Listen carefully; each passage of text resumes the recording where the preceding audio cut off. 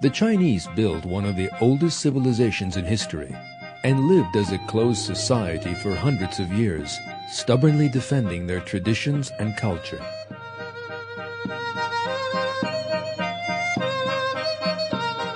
In the 19th century, however, China began to open its doors to the outside world. It was the Europeans who came through those doors, particularly the British.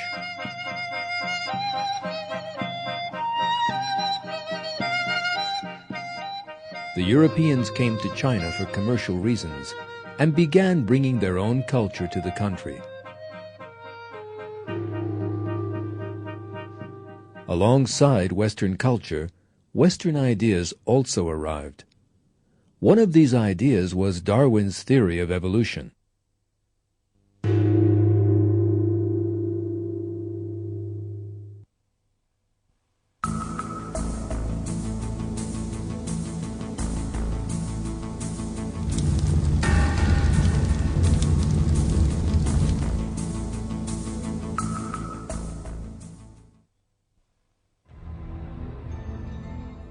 In 1895, 36 years after its publication, Darwin's The Origin of Species was translated into Chinese, and in a short space of time became very popular among the country's intellectuals.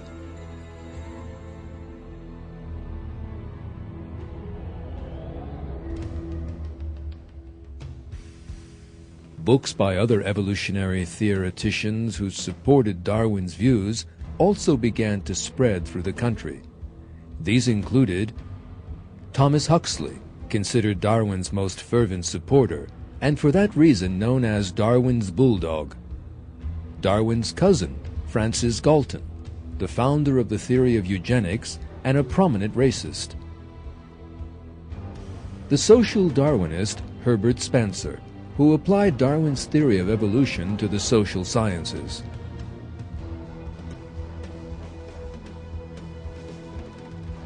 The common feature of these thinkers was their belief that man and all living things were in a constant state of conflict, and that it was this which allowed them to evolve.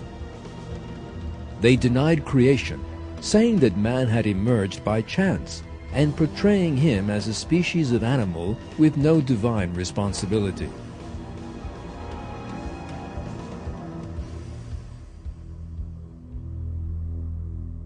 The spread of Darwinist thought through society in this way led to social turmoil, unrest, and conflict in China, just as it did in other countries.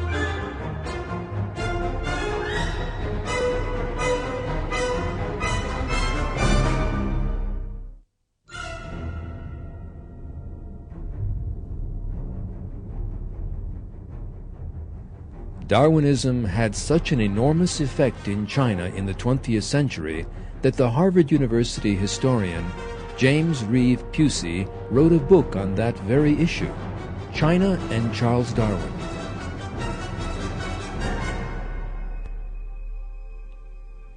According to Pusey's account, Darwinism had a profound effect on Chinese intellectuals, encouraged them to adopt a revolutionary worldview, and provided major ideological support for the development of the communist movement in the country.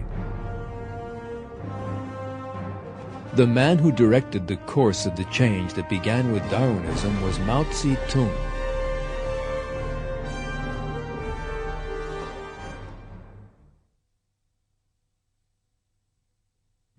Mao's political ideology took shape during his student years in the early 1920s. His greatest inspiration was Chiang Kai-shek, the General Secretary of the Communist Party whom he met in Shanghai. Kai-shek's principal characteristic was his devotion to Darwinism.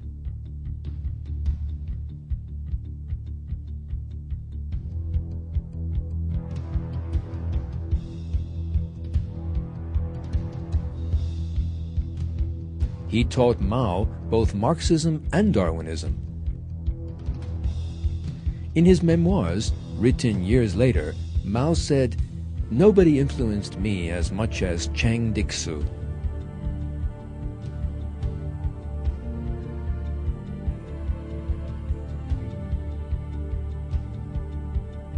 The young Mao quickly came to prominence with the Communist Party, assuming the leadership from the second half of the 1920s.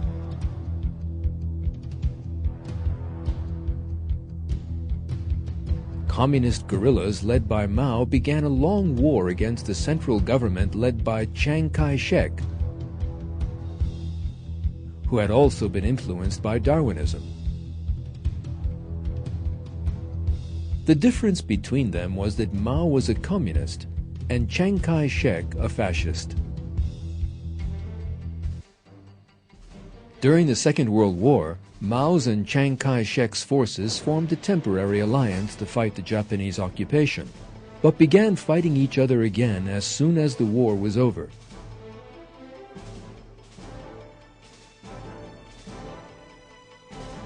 During the conflict between the two Darwinist ideologies, hundreds of thousands of innocent people were killed.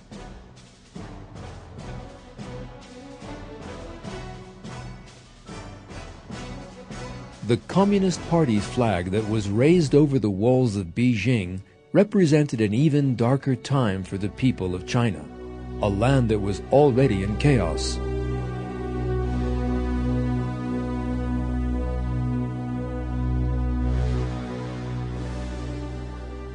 Mao's rule opened with a huge display. Crowds gathered under the red flags in Tiananmen Square applauded communism. Mao then set out the promises of communism in his frightening, high-pitched voice.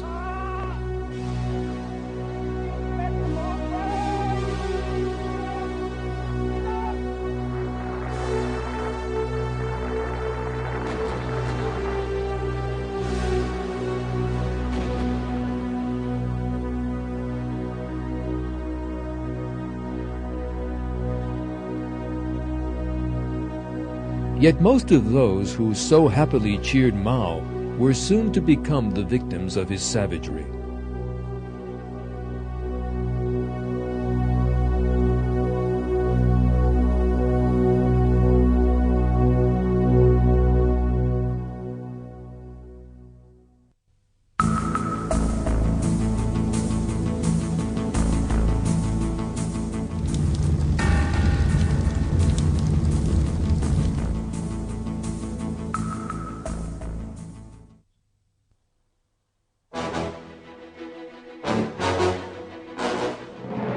In the first years of the communist regime, China's most important supporter was the Soviet Union. Stalin, the bloody dictator in Moscow, regarded Mao as both an ally and a personal friend. Mao now took his place alongside Stalin at the latter's show rallies.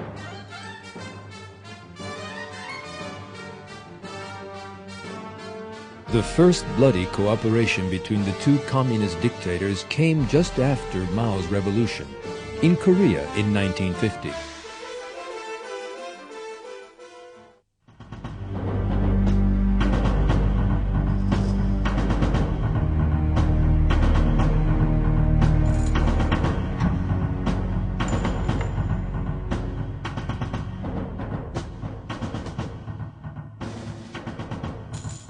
Acting with Chinese and Soviet support, Communist North Korea suddenly attacked the occupied South Korea.